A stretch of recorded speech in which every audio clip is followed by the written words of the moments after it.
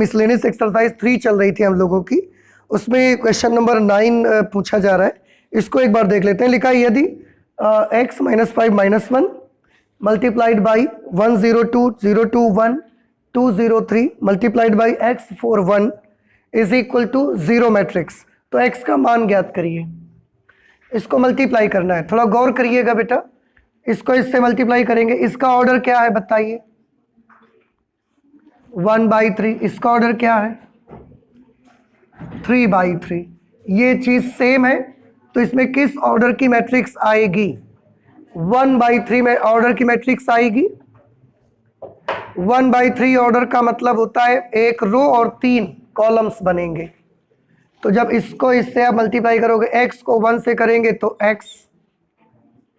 -5 को 0 से करेंगे 0 हो जाएगा, -1 को 2 से करेंगे -2। ठीक, फिर इसी रो को इस कॉलम से करिए, x को 0 से करेंगे 0 हो जाएगा, -5 को 2 से करोगे तो -10 और -1 को 0 से करोगे 0 हो जाएगा। फिर इस रो को इस कॉलम से करिए, x को 2 से किया 2x, -5 को 1 से करेंगे -5, -1 को 3 से करेंगे -3। इन दोनों का मल्टीप्लिकेशन होके 1/3 की मैट्रिक्स मिल गई है हमको। उसके साथ में multiplied by x 41 is equal to 0 matrix. इसको आप थोड़ा सा सॉल्व कर सकते हो। x - 2 -10 और ये 2x - 8, इधर x 41 is equal to 0 matrix. अब इनको मल्टीप्लाई करेंगे हम, तो इसको इससे करेंगे। ये किस ऑर्डर की है? 1/3 और ये है 3/1। ये चीज सेम है, इसलिए इसका ऑर्डर 1/1 का आ जाएगा।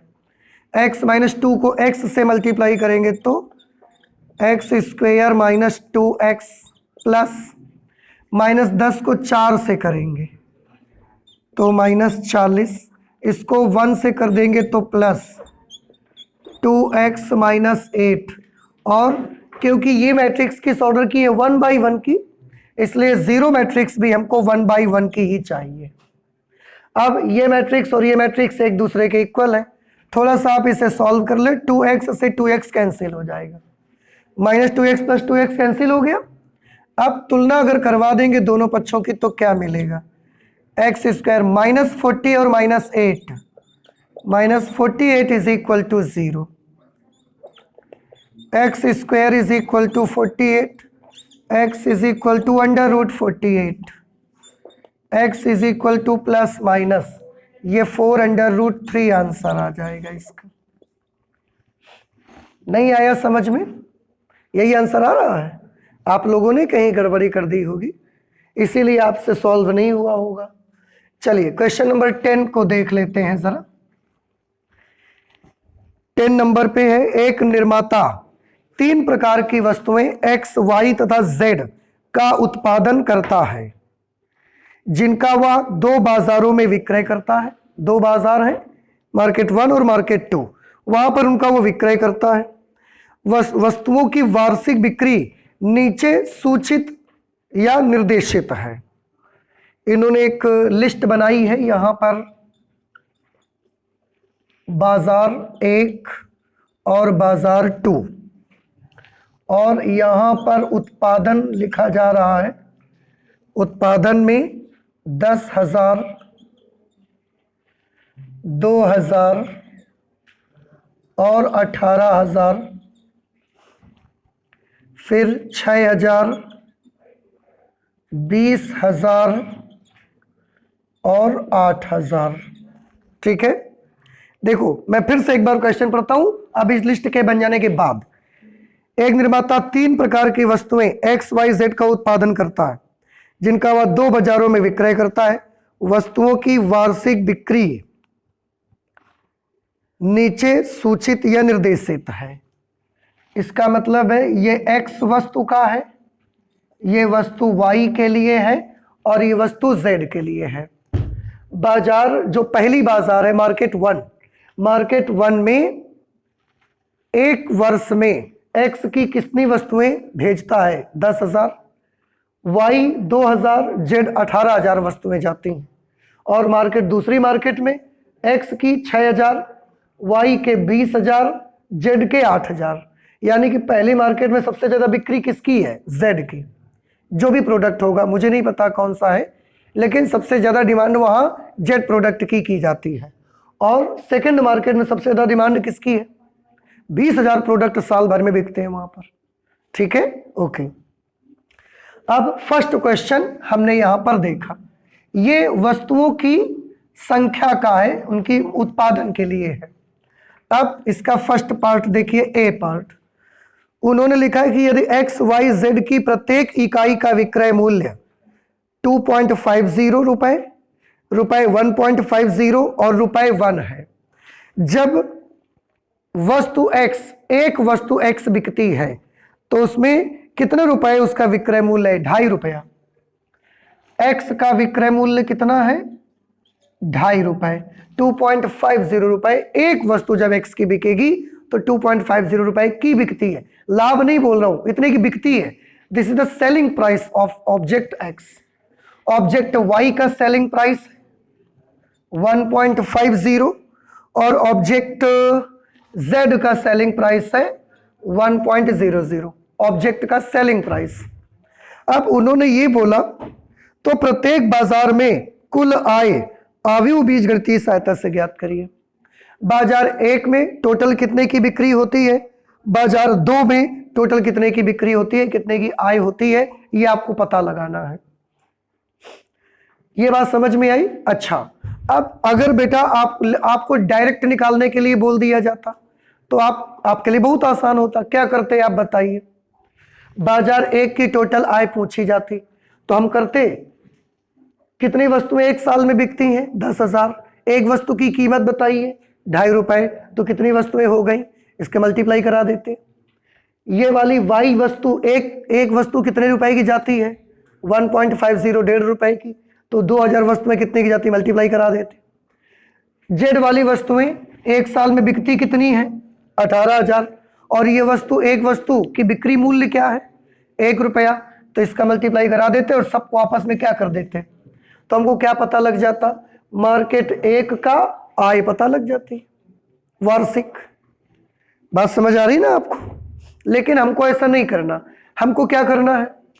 हमको आव्यूह बीजगणित की सहायता से करना है। उसके लिए एक काम करेंगे, सबसे पहले वस्तुओं का हम एक, क्या बोलते हैं उसको, वस्तुओं का एक आव्यूह बनाएंगे और फिर रुपयों का आव्यूह बनाएंगे और तब उसके बाद मल्टीप्लाई करेंगे। ध्यान से देखें, ऑब्जेक्ट्स का एक मैं आव्यूह बना लेता हूं, 10,000, 2,000 और 18,000।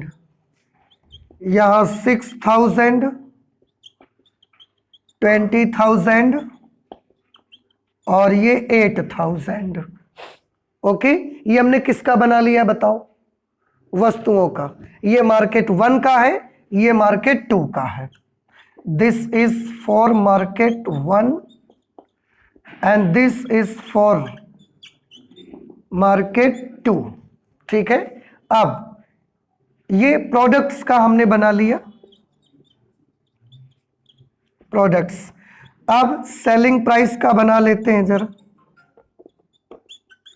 सेलिंग प्राइस, सेलिंग प्राइस का अब देखो ध्यान से, ऐसा बनाना है सेलिंग प्राइस का आपको कि इसका इससे, इसका इससे और इसका इससे मल्टीप्लाई हो जाए। आप खुद सोचो, 10,000 का 2.5 से, 2,000 का 1.5 से, 18,000 का 1 से मल्टीप्लाई हो, तो इस रो का मल्टीप्लाई तो कॉलम से ही होता है कि नहीं होता? तो आपको रुपयों का जो मैट्रिक्स है वो कैसा बनाना चाहिए? एक कॉलम मैट्रिक्स आपको बनाना चाहिए, इसमें सबसे ऊपर क्या लिखा होना चाहिए? 2.50। दूसरा क्या लिखा होना चाहिए? 1.50। तीसरा 1.00, ये लिखा रहना चाहिए आपका। अब जब आप इसको ऐसे मल्टीप्लाई करोगे इससे, तो 10,000 का 2.5 से, 2,000 का 1.5 से, 18,000 का 1 से मल्टीप्लाई हो जाएगा। और उसके लिए भी ज़्यादा अच्छा है कि ये कौन से क्रम का मैट्रिक्स है बताइए? ये है 2/3 ऑर्डर का मैट्रिक्स। और ये कौन से क्रम का है? ये 3/1 ऑर्डर का मैट्रिक्स है, तो इसका लास्ट और इसका फर्स्ट भी मैच करता है। तो जब आप इसका मल्टीप्लाई करवाओगे तो किस ऑर्डर का मैट्रिक्स आपको मिलेगा? 2/1 ऑर्डर का मैट्रिक्स मिल जाएगा। ठीक है, तो ये सेलिंग प्राइस का हमने बनाया। अब उन्होंने क्या बोला? प्रत्येक बाजार में कुल आय हम अब यहां से निकाल सकते हैं, इसलिए प्रत्येक बाजार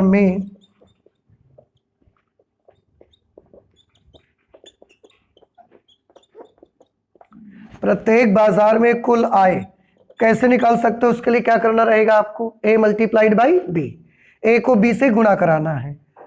तो a की वैल्यू है 10,000, 2,000, 18,000, 6,000, 20,000, 8,000। b की वैल्यू है 2.50, 1.50 और 1.00। इतना समझ आ गया सभी को? अब चलिए मल्टीप्लाई करवाइए। सबको पता है मल्टीप्लाई कैसे करा जाता है। इसको इससे करेंगे तो 10,000 को 2.5 से करेंगे। ठीक है, कितना आ जाएगा?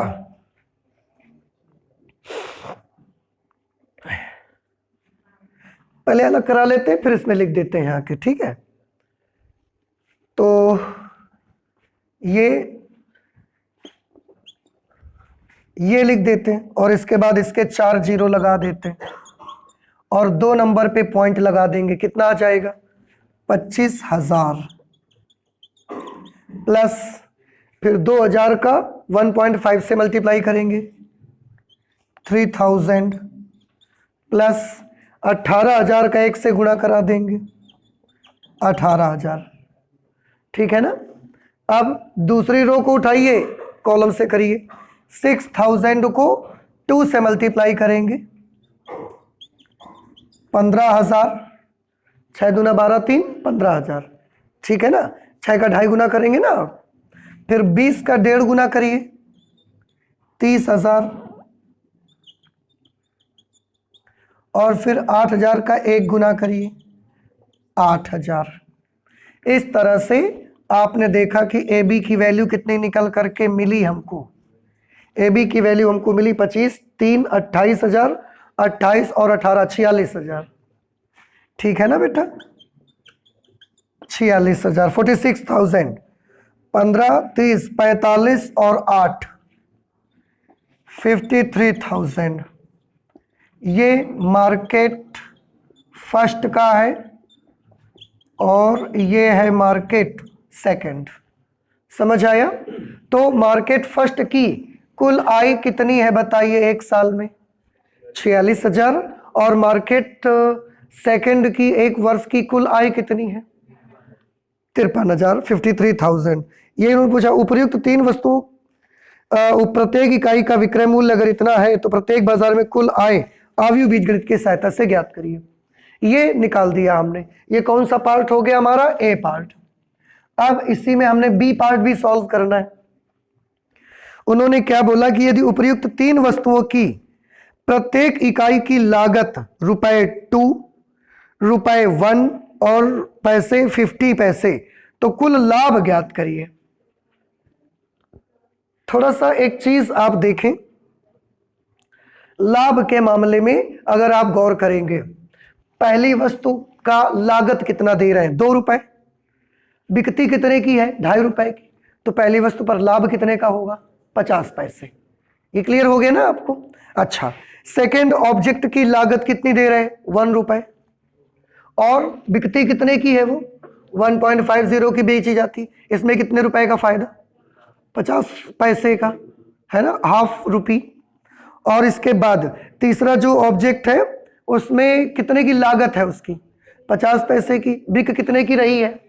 ₹1 की। उसमें कितने का फायदा? तो तीनों में 50 पैसे 50 पैसे 50 पैसे का लाभ हो रहा है। तो उन्होंने ये पूछा है, तो कुल लाभ ज्ञात करिए। कुल लाभ के लिए फिर से मल्टीप्लाई करना पड़ेगा। लेकिन मल्टीप्लाई हमको आव्यूह बीजगणित से करना है, ऐसे तो नहीं करना। तो उसके लिए जिस तरीके से हमने इन रुपयों का एक कॉलम मैट्रिक्स बनाया था, ऐसे ही लाभ का भी हमको क्या बना लेना चाहिए, एक कॉलम मैट्रिक्स बना लेना चाहिए। लाभ का मैट्रिक्स आप सी मान लो, ठीक है।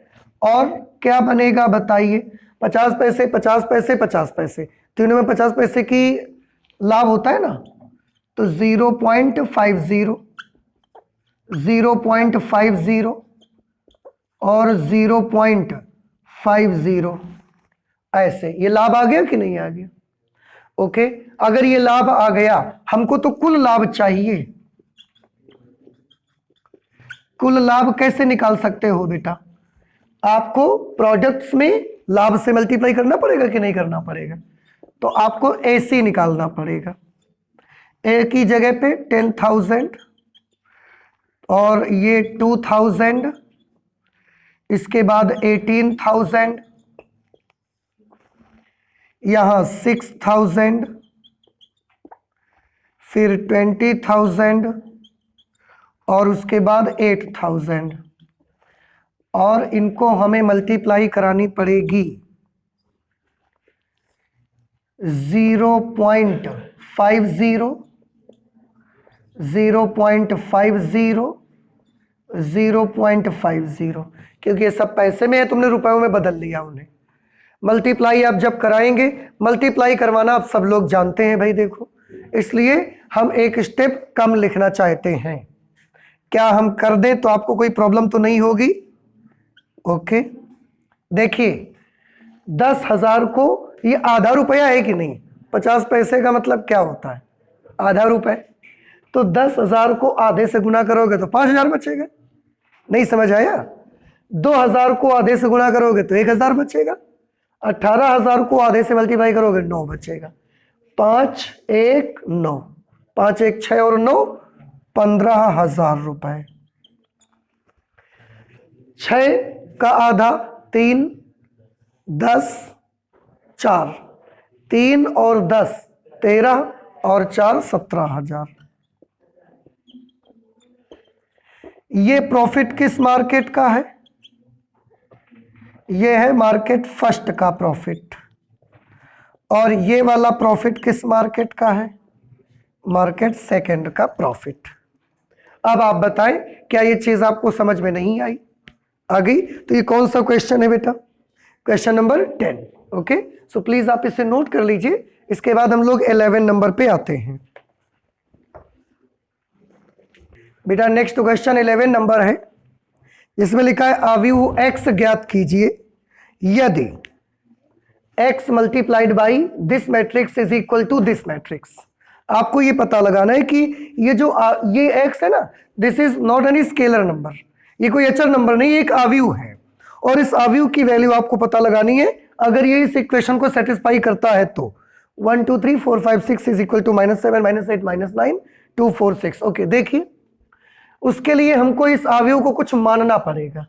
अब एक चीज थोड़ा सा, अब इसको कैसा मानेंगे हम, उसके लिए थोड़ा सा ऑर्डर को चेक कर लेते हैं जरा। इसका क्रम क्या है बताइए, इसका ऑर्डर है 2/3, इसका ऑर्डर क्या है 2/3।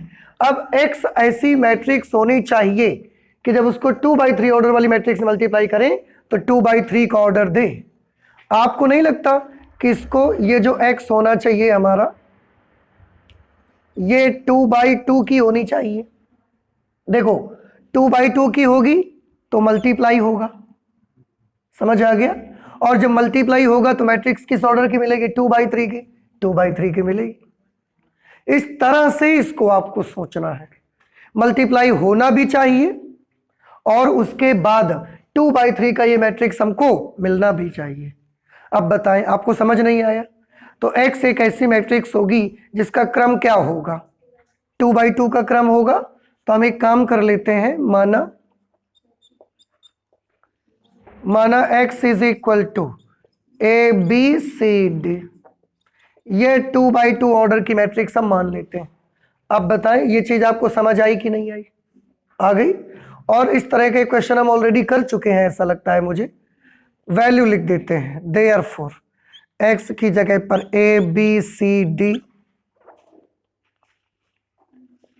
Into 1 2 3 4 5 6 is equal to -7 -8 -9 2 4 6। Multiply कराना सबको आता है तो कर लेते हैं। फिर पहले इस रो को इससे करोगे तो a + 4b। अब इस रो को इससे करिए 2a + 5b। फिर इस रो को इससे करिए 3a + 6b। अब ये रो को इस कॉलम से करिए c + 4d। इसको इससे करिए 2c + 5d। फिर इससे करेंगे तो 3c + 6d। ठीक है, ऐसा इज इक्वल टू -7 -8 -9 2 4 6।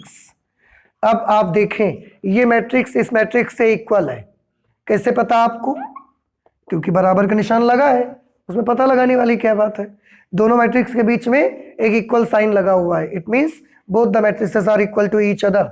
अब दो अवयव एक दूसरे के इक्वल कब होते हैं? जब उनके संगत अवयव बराबर हों। तो संगत अवयव बराबर कर लो। a + 4b is equal to -7 और एक इसको बराबर कर लो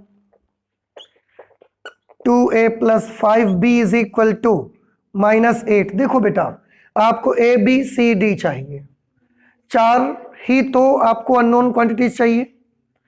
तो चार इक्वेशन से ही तो आपका काम बन जाएगा। बात समझ रहे? तो हम पांचवी छठवीं क्यों बनाए? एक हमने यहां से बना ली, एक यहां से बना ली। अब इसको रहने दो, मत बनाओ। एक यहां से बना लीजिए, ये इक्वेशन हो गई 1, ये इक्वेशन 2। एक यहां से बना लो c + 4d is equal to 2 और 2c + 5d is equal to 4। This is equation number 3, this is equation number 4। c + 4d is equal to 2, 2c + 5d is equal to 4। ठीक है। अच्छा, अब इन्हें हमको कैलकुलेट करना है बेटा। कैलकुलेशन करना तो आप सब जानते। पहले इन दो इक्वेशंस को कैलकुलेट करके ए बी निकलेगा, फिर इन दोनों को कैलकुलेट करके सी और डी मिल जाएंगे आपको। ठीक है, इसको कैसे कैलकुलेट किया जाए बताइए। हाँ, इक्वेशन 1 में 2 से मल्टीप्लाई करवा दो, जो कुछ आए उसमें इक्वेशन नंबर 2 को माइनस कर दो। देखिए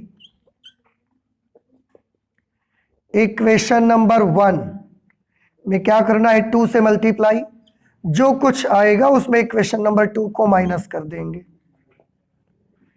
इक्वेशन नंबर 2 को माइनस कर देंगे। ठीक है, तो पहले इसमें 2 से मल्टीप्लाई करिए, कितना बनेगा 2a + 8b is equal to -14। 2a + 8b is equal to -14। इसको माइनस कर देंगे तो 2a + 5b is equal to -8। Minus कर देंगे तो ये ऐसा हो जाएगा, 2a से 2a कैंसिल हो जाएगा, 8b में से 5b माइनस हो गए, 3b is equal to -14 + 8 -6, then b is equal to -2। b की वैल्यू इक्वेशन 1 पे रख दो, तो b का मान समीकरण 1 में रखने पर इक्वेशन 1 है बेटा हमारी a + 4b is equal to -7। b की जगह -2 लिखेंगे, -2 को 4 से मल्टीप्लाई करेंगे, -8 इज इक्वल टू -7। 8 उधर जाके ऐड हो जाएगा तो a की वैल्यू कितनी आ जाएगी 1। तो a 1 आ गया, b कितना आ गया -2। ऐसे ही c और d सॉल्व करेंगे। तो इक्वेशन नंबर 3 में अब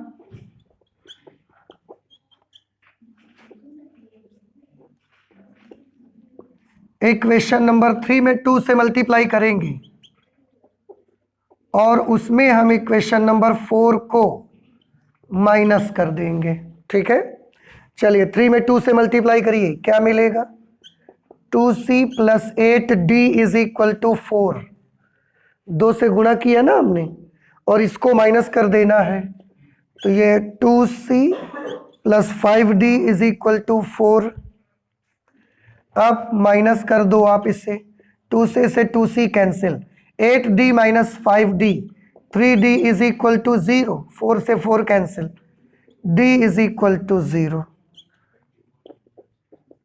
d का मान चाहे आप 3 में रख दो चाहे 5 में, सॉरी 4 में, d का मान समीकरण 3 में रखने पर, ये इक्वेशन नंबर 3। तो c लिखा प्लस 0 को लिखोगे 4 से मल्टीप्लाई करोगे, 0 is equal to 2, c is equal to कितना आ गया 2। तो a b c d सारी वैल्यूज आ गई, इसलिए हम यहां पर लिखे दे रहे हैं। इसलिए रिक्वायर्ड मैट्रिक्स अभीष्ट अवयव क्या बनेगा? अभीष्ट अवयव क्या था? A B C D. A B के सी डी के मान लिख दो, ए की वैल्यू 1, बी की वैल्यू -2, सी की वैल्यू 2 और डी की value 0। So this is our required matrix, जो कि आपका क्वेश्चन नंबर 11 में आपको चाहिए थी। अब बताएं आपको ये समझ में आया कि नहीं आया? आ गया? तो ये हमारा answer question number 11। Question number 12 भी यहीं पर देख लीजिए। क्वेश्चन नंबर 12 लिखा है, यदि ए तथा बी समान कोटि के वर्ग अवयव इस प्रकार है कि ए और बी दोनों ही समान कोटि के हैं, मतलब दोनों का ऑर्डर सेम है और दोनों ही वर्ग अवयव हैं, यानी कि m/n टाइप के हैं क्रम के, और A B is equal to B A, क्या चीज दी गई है क्वेश्चन नंबर 12 में? गिवन ए और बी सेम ऑर्डर के स्क्वायर मैट्रिक्स हैं।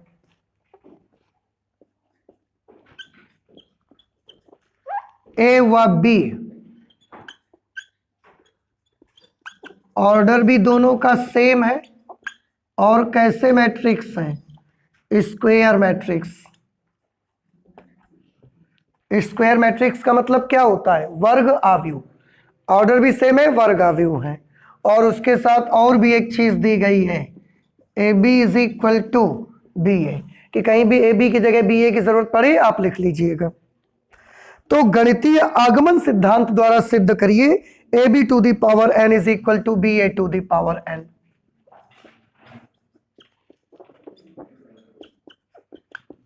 सिद्ध क्या करना है देखिए, A B to the power N is equal to, नहीं सॉरी ऐसे नहीं है, ये है A B to the power N is equal to B to the power N A. ये आपको प्रूव करना है, वो भी गणितीय आगमन सिद्धांत से, प्रिंसिपल ऑफ मैथमेटिकल इंडक्शन से ये चीज आपको प्रूव करनी है। और आप सब लोग इसको तो जानते हो, फिलहाल समझ रहे हैं कैसे प्रूव किया जाता है। तो चलिए मैं आपको करके दिखाता हूं। ठीक है, गणितीय आगमन सिद्धांत में सबसे पहले step 1, for n is equal to 1, n की जगह पर क्या लिखिए 1। चलिए ये हमारा स्टेटमेंट है, इसमें लिखेंगे तो A B to the power 1 लिखेंगे, क्या मिल जाएगा, और ये b to the power 1a implies that A B is equal to B A, और A B is equal to B A का आना ये सत्य है, क्योंकि ये हम नहीं क्वेश्चन कह रहा है। देख लो ना आप, नहीं समझ? तो n बराबर 1 के लिए हमारा कथन कैसा हो गया? सत्य। स्टेप 2 के लिए क्या करेंगे, माना n is equal to k के लिए, माना n is equal to k के लिए दिया गया कथन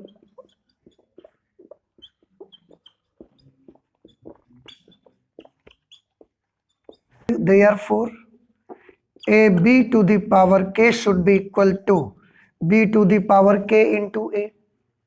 ठीक, इसके बाद स्टेप 3, स्टेप 3 में क्या होता है, अब n is equal to k plus 1 के लिए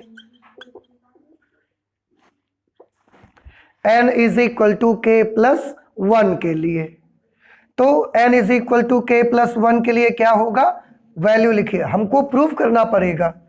it means A B to the power k plus 1 is equal to B to the power k plus 1 a। n is equal to k plus 1 के लिए इसे आपको इसके equal prove करना पड़ेगा। अगर करना है तो फिर इसका लेफ्ट हैंड साइड ले लेते हैं हम, और सॉल्व करके अगर ये ले आए तो सिद्ध हो जाएगा। लेफ्ट हैंड साइड में क्या है, A B to the power k plus 1 is equal to, ठीक है, ध्यान से देखें बेटा, इसे हम कैसे लिख सकते हैं, इसे हम लिख सकते हैं A B into B to the power k, या आप ऐसे लिख दो A B to the power k into B. देखो लिख सकते हैं कि नहीं लिख सकते भैया, A B to the power k plus 1 है तो A B to the power k लिखा, मल्टीप्लाई में b कर दिया, इसकी पावर कितनी है 1, मल्टीप्लाई करोगे फिर से क्या बन जाएगा k प्लस 1। अब A B to the power k की जगह पर क्या लिखा जा सकता है, b to the power k into A, B to the power k into A, और मल्टीप्लाई क्या करा दिया b। देखो A B to the power k ये सेकंड स्टेप में था, b to the power k into A और b इसे करा दिया। अब अवयवों का जो गुणनफल होता है वो तो क्रम विनिमय नियम का या साचर्य नियम का पालन करता है, साचर्य नियम का पालन करता है, मतलब b to the power k और a को हम इसके साथ भेज सकते हैं, ए बी लिख सकते हैं कि नहीं। अच्छा, अब b to the power k A B की वैल्यू क्या है, तो ए बी की जगह पर बी ए लिख दो, b to the power k into B करोगे, b to the power k plus 1 into A, और आप देखें बेटा b to the power k plus 1 into A, यही क्या है आपके क्वेश्चन का राइट हैंड साइड, सिद्ध हो गया। तो ये हमने कौन सा पार्ट प्रूव करके दिखाया अभी।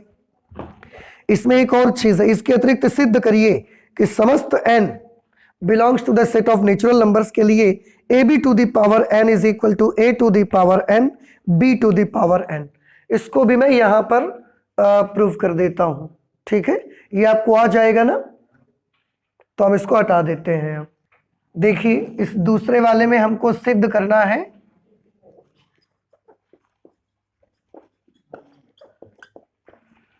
ए B to the power n,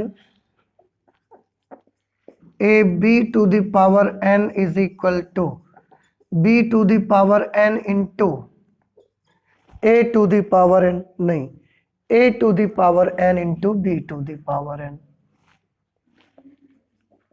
A to the power n into B to the power n। ये आपको इसमें और एक प्रूफ करना है, तो चलिए अगर ये प्रूफ करना है तो इसको भी गणितीय आगमन सिद्धांत से करते हैं। सबसे पहले क्या लिखेंगे, स्टेप 1 से स्टार्ट करेंगे। स्टेप फर्स्ट क्या लिखनी पड़ेगी हमको, for n is equal to 1, n is equal to 1 के लिए आप देखिए लिखिए n की जगह पर 1, तो A B to the power 1 is equal to A to the power 1 B to the power 1, then A B is equal to A B, और ए बी अगर ए बी के इक्वल है तो ये क्या गलत है, ये सत्य है। स्टेप 2 माना n is equal to k पर कथन सत्य है।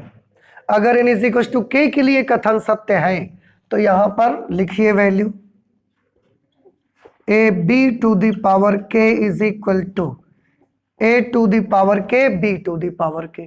अगर n बराबर k पर स्टेटमेंट सही होगा तो A B to the power k का मान A to the power k into B to the power k के इक्वल होना चाहिए कि नहीं होना चाहिए।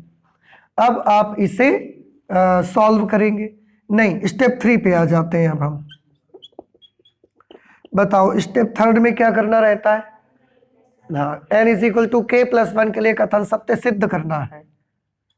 अब n is equal to k plus 1 के लिए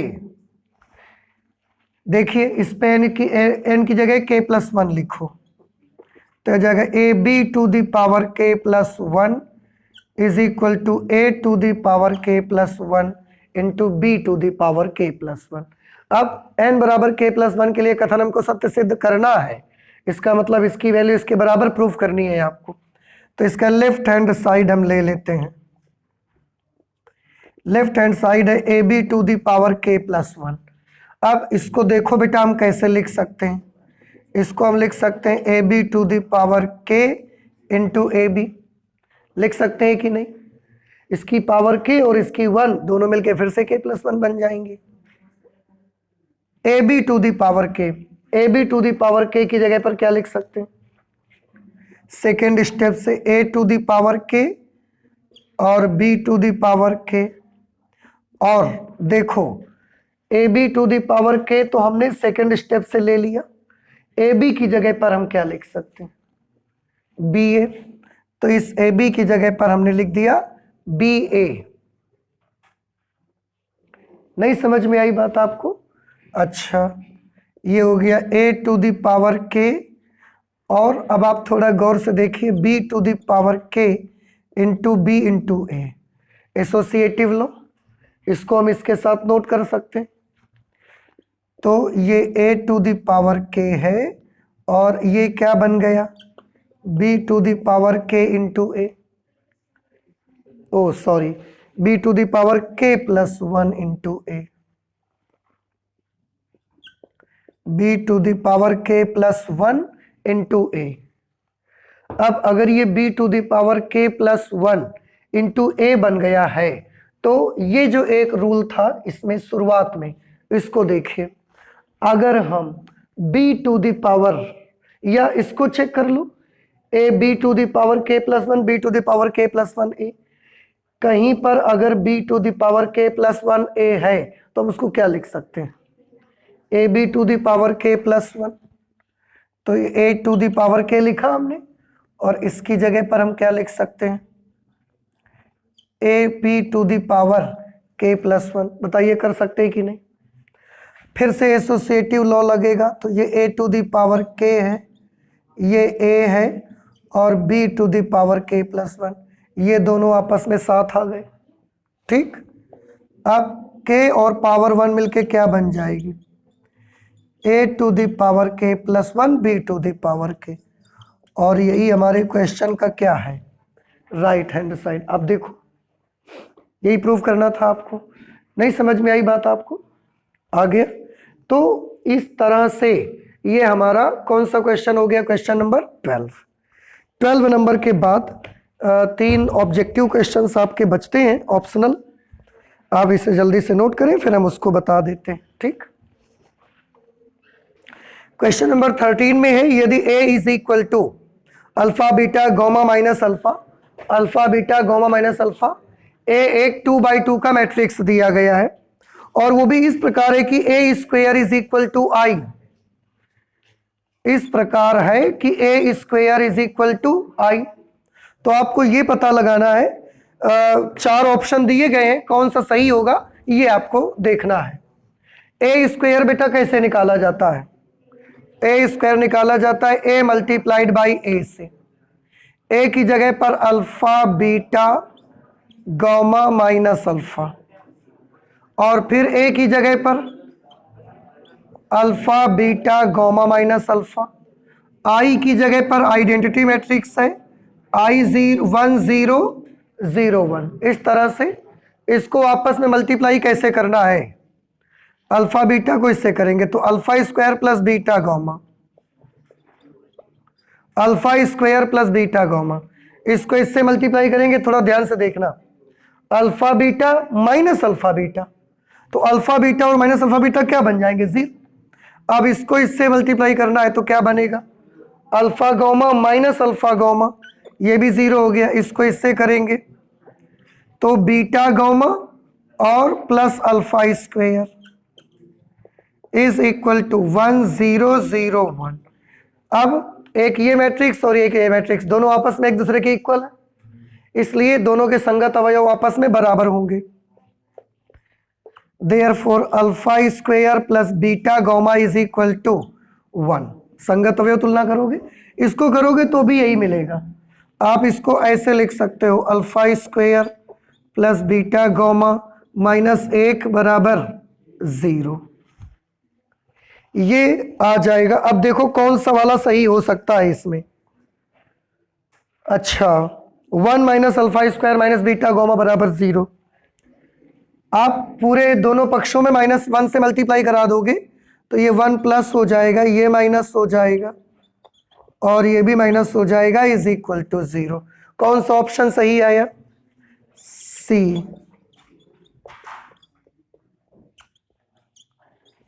ऑप्शन सी इज करेक्ट। ये क्वेश्चन नंबर 13। इसके बाद हम करते हैं क्वेश्चन नंबर 14। थोड़ा ध्यान से देखें सभी बच्चे। एक अवयव सममित तथा विषम सममित दोनों ही है। अरे, एक ऐसा मैट्रिक्स है जो सममित भी है और विषम सममित भी है। तो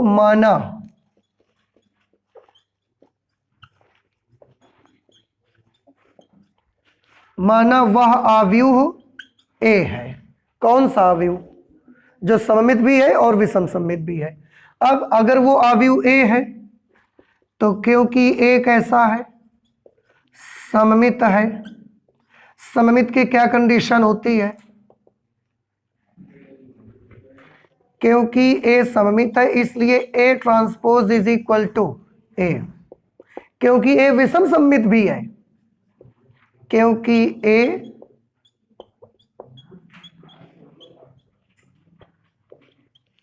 विषम सममित है इसलिए A transpose is equal to minus A. तो अब आपको ये पता लगाना है कि इनमें से कौन सा ऑप्शन सही होगा।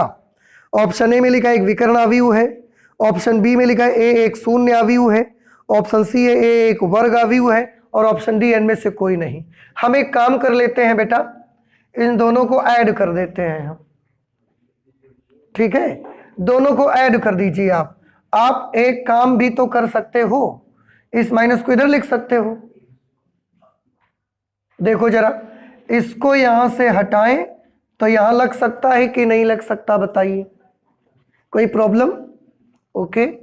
अब अगर ऐसा आप कर सकते हैं फिर इन दोनों को ऐड कर दीजिए। तो ए डैश और माइनस ए डैश 0, ए और ए मिलके 2a, then a is equal to 0। क्या लगा आपको? एक ऐसा अवयव होगा, शून्य अवयव होगा। कौन सा ऑप्शन बनेगा? बी ऑप्शन बन जाएगा। तो हम यहां लिख सकते हैं ऑप्शन बी इज करेक्ट। अच्छा, इसके बाद क्वेश्चन नंबर 15 पर आ जाते हैं। क्वेश्चन नंबर 15 लिखा है यदि ए एक वर्ग अवयव इस प्रकार है कि A square is equal to A square is equal to A, तो I plus A cube minus 7a, इसकी वैल्यू फाइंड आउट करनी है। देखिए बेटा, इन्होंने बोला ए एक वर्ग अवयव इस प्रकार है कि ए स्क्वायर जब हम सॉल्व करते हैं तो वो किसके इक्वल आ जाता है? ए के इक्वल आ जाता है। तो आपको आई प्लस ए का होल क्यूब माइनस 7a बराबर है, किसके बराबर है ये पता लगाना है और 4 ऑप्शन आपको दिए गए हैं। ठीक है, देखिए यहीं से सॉल्व करना स्टार्ट कर देते। तो हमारा क्वेश्चन है I plus A whole cube minus 7a is equal to, ठीक है। चलो, a प्लस बी का होल क्यूब का फॉर्मूला सभी बच्चों को याद है? नहीं याद है? हम यहां लिख देते हैं। अच्छा, a plus B whole cube is equal to A cube plus B cube 3a square B plus 3ab square. ऐसे यही फॉर्मूला यहां लगेगा। तो चलिए ओपन करिए इसको। I cube plus A cube plus 3a square B plus 3ab square और बाद में क्या लिखा है ये? Minus 7a। आई क्या है, आइडेंटिटी मैट्रिक्स। तो आई का चाहे आप स्क्वायर निकालो, क्यूब निकालो, कुछ भी निकालो, चाहे 100 पावर निकालो, उसकी वैल्यू आई के ही इक्वल आ जाएगी।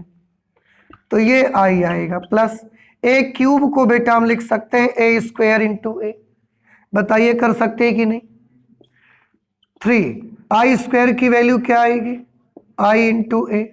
अब आप थोड़ा ध्यान से देखो, आई को किसी मैट्रिक्स से मल्टीप्लाई करोगे वही मैट्रिक्स आ जाएगा -7a। और आप गौर कीजिए, आई को आई लिखा, ए स्क्वायर की जगह पर क्या लिख सकते हैं, ए स्क्वायर की जगह पर हम ए लिख सकते हैं, और इंटू ए प्लस इसका क्या होगा 3a, क्योंकि आई को ए से मल्टीप्लाई करेंगे ए आएगा 3a स्क्वायर। ए स्क्वायर की जगह पर क्या लिख सकते हैं, ए लिख सकते हैं, तो 3a minus 7a।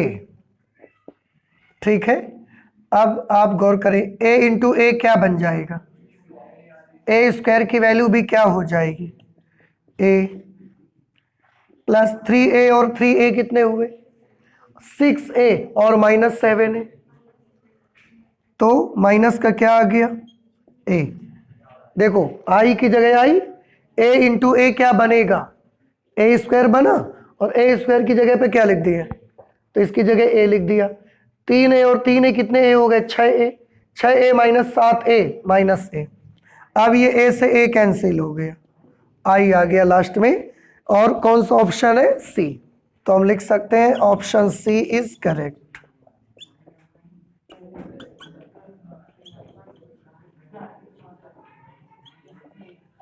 Option C is correct. ठीक है, इस तरह से आपका मैट्रिक्स कंप्लीट हो जाता है। और अब डिटरमिनेंट हम लोग स्टार्ट करेंगे नेक्स्ट क्लास पे, उसका इंट्रोडक्शन करेंगे। ठीक है, थैंक यू।